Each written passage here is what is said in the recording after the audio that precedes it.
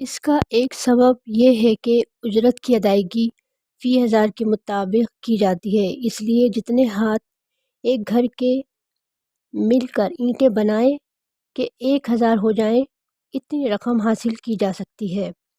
بھٹوں پہ کام کرنے والی عورت ہر روز 10 گھنٹے اور 45 منٹ کام کرتی ہے۔ یہ وقت مرد کے صرف کیے جانے والے روزانہ وقت سے 20 منٹ کم ہے۔ علاوہ ازیں یہی عورت گھر جا کر بچے کی نگہداشت سے لے کر کھانے پکانے، کپڑے اور برتن دھونے کا کام کرنے میں مزید 4 گھنٹے صرف کرتی ہے۔ گویا عورت مہینے میں 26 دن اور روزانہ 14.5 گھنٹے کام کرتی ہے۔ چھٹی والے دن بھی عورت اینٹیں گننے اور ترتیب سے لگانے کا کام کرتی ہے۔ گویا سال میں 10.5 مہینے کام اور باقی 1.5 ماہ برسات کے موسم بھٹے بند رہتے ہیں۔ یہ عورتیں حمل کے دوران پورے وقت کام پہ آتی ہیں اور زچگی کے 10 دن کے اندر اندر پھر کام میں واپس آ جاتی ہیں۔ شہری خانہ بدوش خواتین: یہ خواتین ان خاندانوں کے ساتھ وابستہ ہوتی ہے جو ایک شہر سے دوسرے شہروں کا یا دیہاتوں سے شہروں کا رخ کرتی ہیں۔ اس طرح کے خانہ بدوش خاندان پاکستان کے کئی شہروں میں نظر آتے ہیں۔ ان کے پاس اپنا کوئی ٹھکانہ نہیں ہوتا، نہ ہی زمین اور نہ ہی مکان۔ وہ شہر کے کم ٹریفک والی سڑکوں، خالی پارکنگ ایریا، پلوں کے نیچے خالی جگہوں کو اپنا مسکن بناتے ہیں۔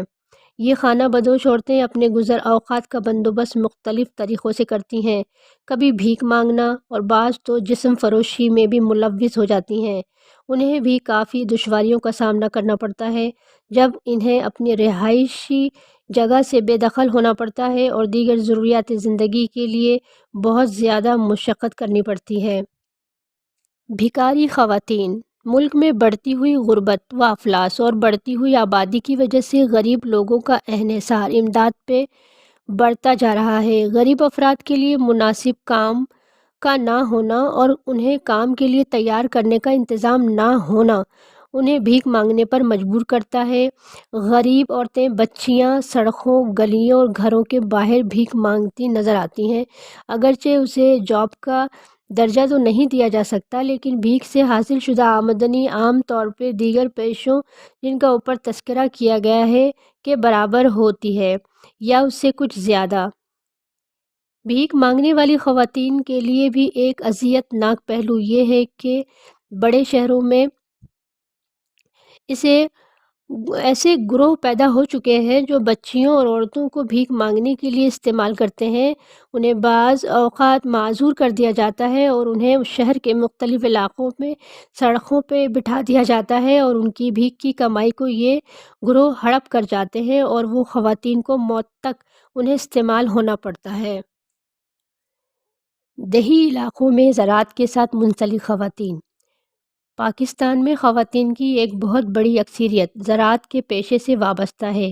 یہ انتہائی پرمشقت کام ہے جس میں کھیتوں میں بیج بونے سے لے کر کھیت تیار کرنے، فصل کاٹنے اور پھر اسے سنبھالنے، جانوروں کا چارہ تیار کرنے، جانوروں کی دیکھ بھال کرنے، ان کا دودھ دھونے، کھیتی باڑی کے لیے ہل چلانے، جانوروں کا گوبر اکٹھا کرنے، پھر گوبر کو ایندھن کے لیے تیار کرنے کے ساتھ ساتھ بچے پیدا کرنا، بچوں کی دیکھ بھال کرنا، خاوند اور دیگر گھر کے افراد کے لیے کھانا پکانا، ان کے کپڑے دھونا، ان کی دیگر تمام ضروریات کا خیال رکھنا بھی اس کی ذمہ داریوں میں شامل ہوتا ہے۔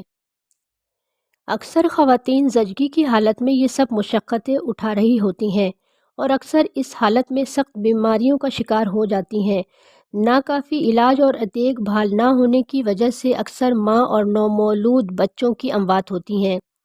یہ ایسا پرمشقت کام ہے جس کی عام طور پہ کوئی اجرت نہیں ہوتی اور نہ ہی اس کام کو کبھی تحسین دی جاتی ہے۔ پاکستان میں چاہے شہری علاقے ہوں یا دیہی، خواتین کو تھوڑی سی آمدنی کے لیے بہت زیادہ مشقت اٹھانی پڑتی ہے۔ لہٰذا اسی وجہ سے گلوبل جینڈر گیپ انڈیکس بتاتا ہے کہ پاکستان جنسی نابرابری کے حوالے سے دوسرا سب سے خراب ملک ہے۔